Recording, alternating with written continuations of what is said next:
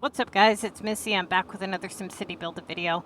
Today I'm going to be talking to you guys about the more advanced pro information on the contest of mayors. So for a lot of you guys know that my channel focuses on maximum efficiency. And by that, what I mean is I can give you guys good tips for making coin and epics and the contest of mayors, right?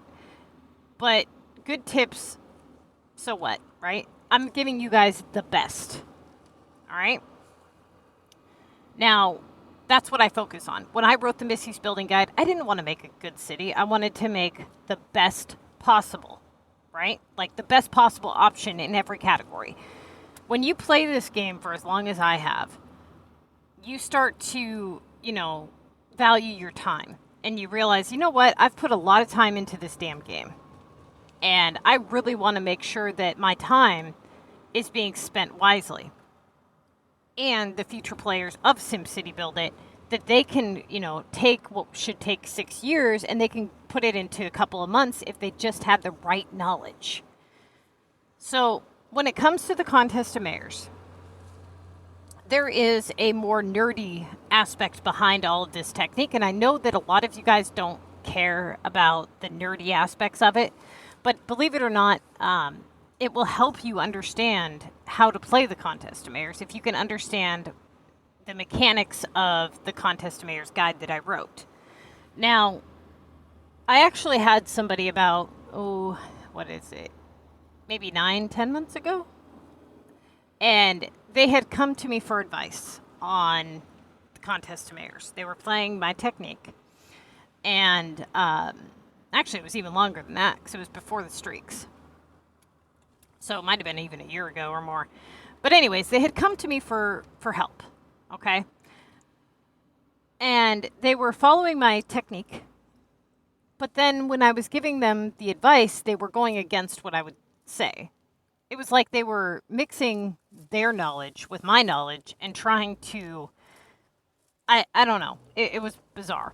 But the point is, they were arguing with me about, what should be done and what shouldn't be done. And then later they they ended up losing and realizing I was correct. But the point is, I wrote this. I literally made up all of these terminologies. Main, rotatable, premium, non-premium, all those words didn't exist in this game until I created them. So I think I would know best what they mean and why they mean it, right? Now, the thing is I've told you guys this is a main task. A main task is an assignment that is in your list worth 2,000 points or higher, right? But I never explained why I created it. Why I put the value at 2,000 and not, let's say, 2,500 or 1,500. And for a lot of you guys probably don't care. But then there's a majority of you guys who do care. And you really want to learn all of the aspects behind it. Okay? So here's the thing. When I wrote the Contest of Mayors document, when I first started breaking down low and high level comm, the one thing that low level players had an issue with was low level players can't do upgrades, right? So what they were facing was they would need to be able to complete all the streaks in order to score high enough to win. But they would do the streaks and then upgrades would pop up. And then they'd have to fail because they couldn't do them because they're camping, right? And it was creating a problem. So the only way to combat that issue was to stack up all the upgrades in the main list down below, okay? And then do the streaks after the fact. Now, the issue is sometimes you get all your upgrades way too early on, and then you have to cancel something or whatever. You also have assignments in your list that are always there. So you have to make sure that you have enough room to not only fit all the upgrades, but to fit all of the the assignments that are always in your list, like the monster, like the coins, the repair, the keys. When you get closer to the streaks, you can rotate the things like the keys and the repair and the coins.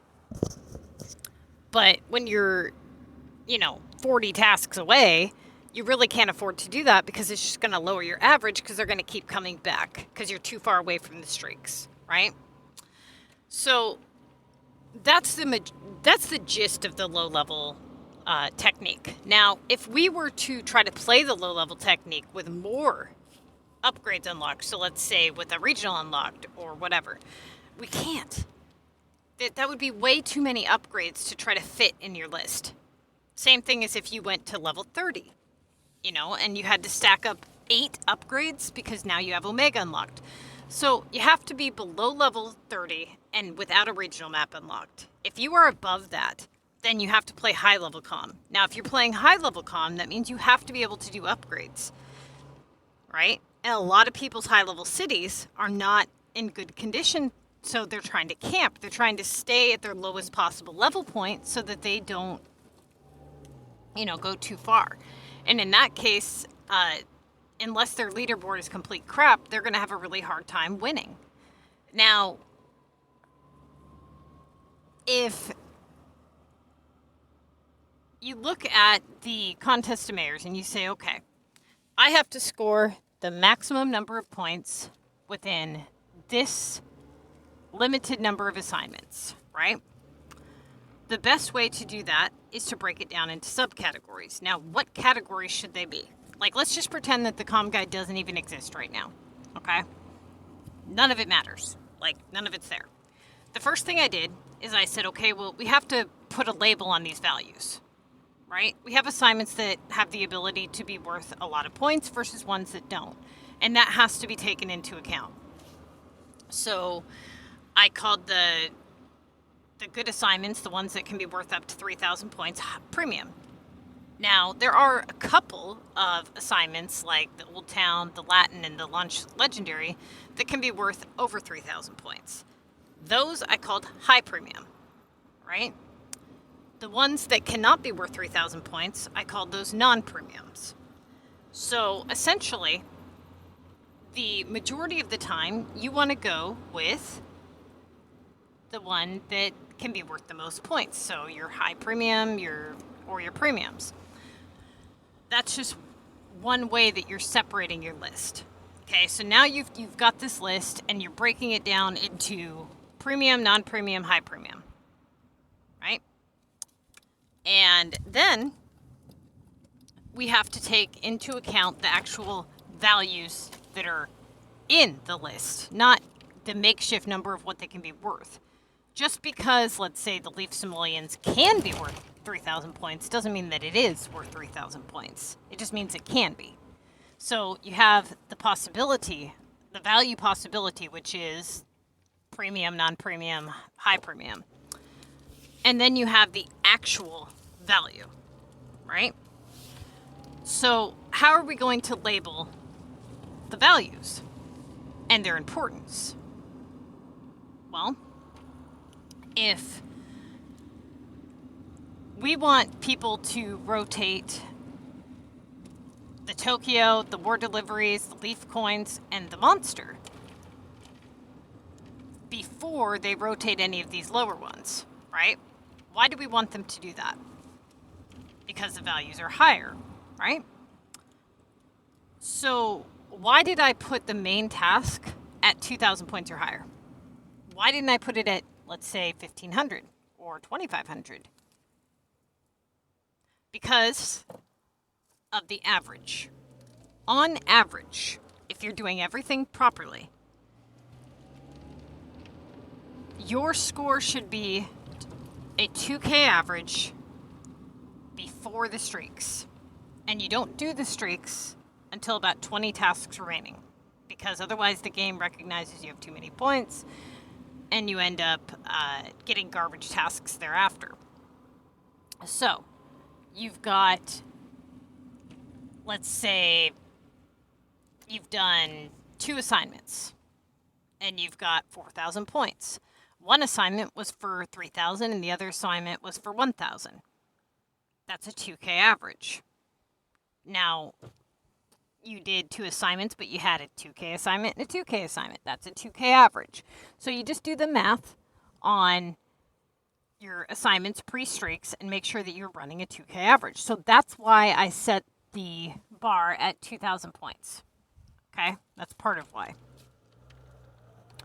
Now, if a main task is an assignment that is in your list worth 2,000 points or higher, then what are we going to call an assignment that is not in your list worth 2,000 points or higher? Okay, so you've got your assignments that can be worth 2,000 points or higher. They're main tasks, right? We call them main so that you know that they are the main ones you should be looking at when they're in your list. Now, below 2,000 points, we need a name for that. Now, there's somebody else out there that has their own comm stuff, and they call it gateway. I don't like that name, and the reason why is because it makes it sound like every single assignment that is, and he doesn't even put he doesn't even put a value points on it, really. He just says that these particular tasks are gateway tasks to better assignments. The problem with that is you have to break down each assignment individually, and that word makes it sound like that particular assignment will result in a good task, right? It doesn't actually categorize the value point, okay? So we're talking about something that is below 2,000 points, and it's not necessarily a good task, right? So like, for example, we have the paint here for 1320.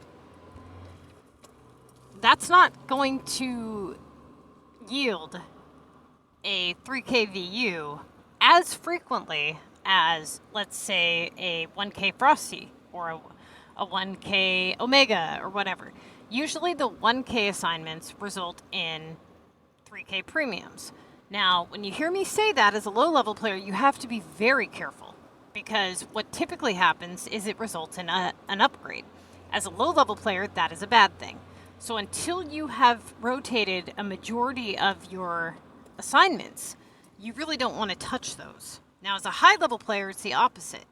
But the point being is that for the value of below 2,000 points, the reason that I use the word rotatable is because it can be done to rotate in more main tasks. You're rotating. That's all you're doing, okay? I don't want to mislead somebody with a word that may sound like it is going to yield a good result. It may not.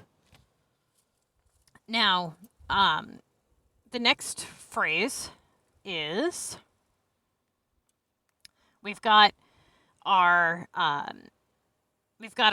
premiums, non-premiums, high premiums, right? That is the possibility of value. All of our assignments on our list have now been labeled. Let's scroll down to the task assessment here, like this, okay?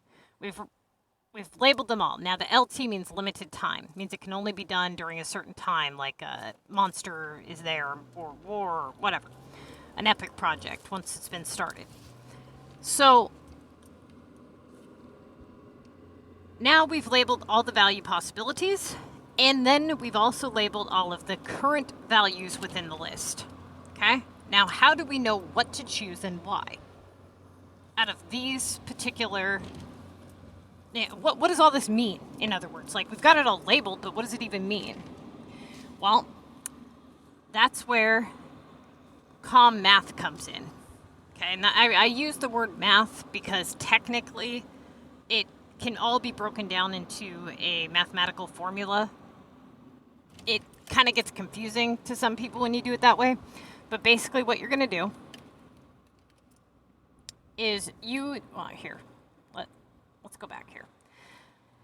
Right now, you've got this whole list of assignments. Now, you know that you want to score the most points within the first or you want to score the most points you can with the limited number of assignments. So when you look at this, most of you are probably saying, okay, I'm going to do the 3K Tokyo. But why? Well, because it's 3K. Okay, fine. Great. Fantastic. You chose correctly. But if the choice was a little bit more difficult, how would you choose? There's more criteria to look at than just value. For example, let's pretend for a minute that the war deliveries is at 3,000 points. Which do you choose?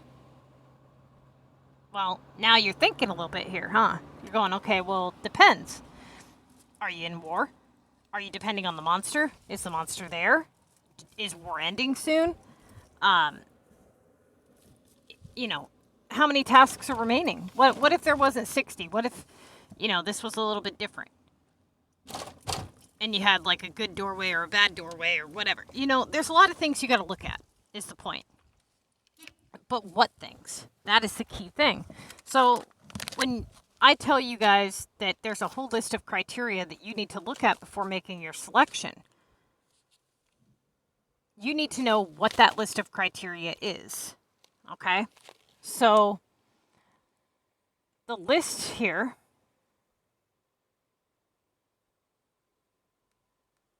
this is the list. The value. The very first thing you're going to start with when you look at it is going to be the value itself. So obviously the Tokyo was for 3,000. The war delivery was for 2,500. So the Tokyo is higher in value, so it gets a +1. Okay? Okay, so you've got the amount that it can be worth. Then you have value opportunity. So when you're looking at your list and you know that you can only have a certain amount of 3K tasks versus, 1,500 versus 800, you have the benefit that you gain by completing the 3K assignment. That is what we refer to as value opportunity. So if the more 3K tasks you have in your list, the less likely you are to get more. Doesn't mean it's impossible, it just means less likely. Everything with the contest of mayors is a percentage of odds. You have certain assignments that cannot pop up in duplicates, and in that case, you have eliminated, or not eliminated, so to speak, a possibility, okay? But then you have possibilities that are like, they're not that cut and dry. It's not like yes or no, it's like maybe, but more likely no. So you have a percentage that says, okay, on average, you're going to have 2 to 3 3K tasks in your list. Does it mean it's impossible to have 5 or 6? No, but it's very unlikely, okay? Then you have value difference. The difference within the two values or any values really that you're comparing. So in this case, we have the 3K Tokyo and the 2,500 war delivery. So the value difference would be 500. That's why I labeled it that way. So what else do we need to look at? What else do we need to know about these assignments? Well, how about opportunity? The chance of getting a good assignment back when you complete it. So let's say that you have a 1K war booster, which is an assignment that can only be worth 1,000 points. It can't be worth anything else. It has a low algorithm attached to it, so it doesn't come in very much. But it usually yields a high upgrade. Now, for a high-level player, that's not a bad thing, but for a low-level player, it is. So the opportunity would not be good for a low-level player. That being said, the value possibility is not good. The opportunity is not good. The value opportunity certainly isn't good, and the value is not good. So you really don't want to rotate that until you absolutely have to, right? But point being is you have all these lists of things that you got to look for. Now, when I wrote this list, I had to think of all of the things that would affect how you choose your assignments, and then I had to put a label on it. What else is going to affect how you choose your assignments? the game category. What's going on in your game specifically that's going to change the outcome of your choice? Let's go back to the Tokyo and the war deliveries. What if your club's not in war? And your monster is not there and it's $100 to bring him in? That's going to change how you choose your tasks. What if you don't have an epic project available? What if you don't have any war cards available to do a war card upgrade? You know, things like that. So when you guys are looking at a full list of assignments and you've broken it down into your subcategories of premium, non-premium, high premium, main, rotatable, no touch cancels, you know, all that good stuff. Now you are trying to break it down into these categories and get it down to one assignment. Essentially, it's a process of elimination. So you look at, you know, maybe if you take a list, you just pretend and cross it off for a second. Say, okay, I know it's not this one, and this is why. Okay, so the next category is going to be history. Have you done this assignment, and how many times?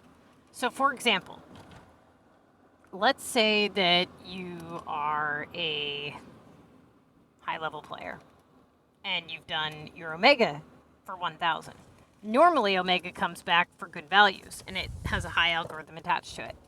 So, you keep getting it back, but it's for 1,000 points.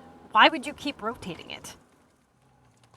So normally, without knowing the history of the assignment, if you just sent me your list, let's say you've got 43 tasks remaining, and I see a 1K Omega at the bottom, I'm going to say rotate your Omega. That's what I'm going to tell you to do. Okay? And unless I know the history of your assignments, unless I can go back and flip through all of your previous choices, I won't know what the correct choice is, which means you won't know what the correct choice is. That's why it's so important that you take your screenshots. Now, if you said to me, well, I've already done the Omega 3 times and it keeps coming in for 1,000. I'm going to say, well, why did you keep doing it if it was at 1,000? And then I'm going to say, then that's not the correct choice. Okay? So the amount of times that the assignment returns is going to have an effect on your choosing it. Now, let's say the Omega had a history of coming in 3 times, but it was worth 2,000 points or higher. Then you would want to do it because it's benefiting you. Okay, so that's what history means. Now, the doorways category. Now, this one was really tricky. Okay, when you look at your list, and we're going to put it back here. Let's pretend that you did Tokyo delivery. And by doing the Tokyo delivery, you got a 3K war card upgrade. So you completed that, and you got a 3K launch rare war attack. So you completed that, and you got a 2K launch VU. Notice how you haven't had to move any other assignment on the list. You've just been working that one slot. That is what a doorway is. Doorway number 1 is what we're going to call it. Okay, so until you have to actually shift out of this place value, you're still on doorway number 1. So let's say that you had those 4 main tasks come from that doorway, okay? And then it got replaced with a non-premium assignment. You're going to go through and you're going to rotate out all your other main premiums first, and then you're going to come back to your good doorways when the time is right, okay? And you're going to pay attention to all your other doors.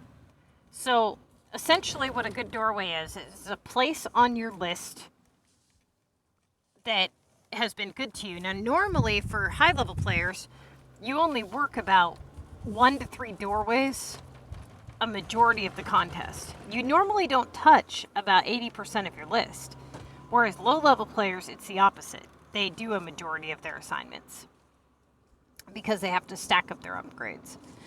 Now, if you don't pay attention to which assignments are connected to which doorway, then you're going to do this milkshake effect with your list.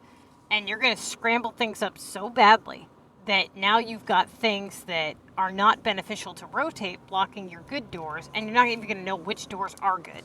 And by the time you figure it out, you're probably going to have dropped your average so much that you just destroy your whole list. So it is extremely important that you take your screenshots and you pay attention to your good doorways. Okay? So that's kind of why I wrote the doorway. I put it as, doorway. That's why I wrote that the way I did. Now, downtime. That is another very important category that's going to make a difference in how you choose your assignment. So if something's going to take a significant amount of time to complete and it's going to cause you to not be able to complete other assignments, you need to weigh out your risks. You need to say, look, if this assignment is going to cause me to have 6 to 12 hours of downtime, and then I'm not going to be able to complete any more assignments if they come in, is that really beneficial to me to lose a whole bunch of points coming up in the future? Or should I, possibly put this on the back burner and deal with it later? Another way that downtime can be very, very bad is, let's say that you are, let's say you have a feed assignment for 2,000 points, okay? And you're a low-level player. That's double downtime. You can't afford for that to keep coming in the streaks, right? So if you had feed at a lower value and you had enough room on your list, you would actually want to leave it to sit. If you had feed at a high value, but you had room on your list and you were close to the streaks, you would leave it to sit because the risk is too high. Having to take, that long of time could cause you to fail a streak and all kinds of other things. So you're weighing out your risks with downtime, and you want to really ask yourself, can I afford to take this kind of downtime? When it comes to production tasks, like making lawn chairs and stuff, you can't afford to sit there and wait, half a day for lawn chairs. You have to put those types of things on a token. Algorithm. Algorithm is the rate in which the assignment will return. Now, this is very important. There's a difference between a task algorithm and a repeat task. For example, how many times have you had a planks assignment or a ladders assignment? Probably not many, right? So we would say on average, the algorithm for that assignment is low. You rarely get it, you rarely see it. But let's say that this particular week you had 4 planks assignments. Would you then all of a sudden say that assignment has a high algorithm? Would we go to the comm guide and change it and say, well, just because Billy Joe Bob got planks 4 times this week, all of a sudden we're going to put that as a high algorithm task? No. Because it's on average, it's not. For 99% of people, 99% of the time, that's not the algorithm. So what do we refer to that as? A repeat task. It's an assignment that is repeating itself outside of the predicted algorithm, purely because of what I like to call the weather of your week. You have like a forecast, a contest to mayor's forecast. So each week is going to kind of do its own thing. Sometimes you have a week where you get all garbage assignments. It's all like 1K tasks or lower. No matter what you rotate, no matter how you rotate it, you get garbage. And when that happens, everybody in your leaderboard has the same problem. Okay? So a lot of people want to forfeit and quit when it happens, but honestly, as long as you score the highest out of everybody who's doing bad, that's all that matters. That is what we refer to as reverse rotation. Okay? So algorithm is judged by low, medium, high, and extremely high. Low being that it pops up maybe 1 to 2 times. Medium shows up 3 to 5. High shows up several times. Extremely high is always in the list. So if an assignment has the, chance of always being in your list, and it's low in value, you don't want to just keep rotating it, right? That would just cause problems. Now, the streaks category, I put this to be looked at because if you have an assignment in the streaks that is normally in the main list, that is something you can use to your advantage. For example, let's say you have the keys assignment in the streaks. Now you know that you have one of your high algorithm non-premiums up above. So you know you have one extra slot on your list where you can secure something. Let's say that you have a regional HQ assignment in the streaks.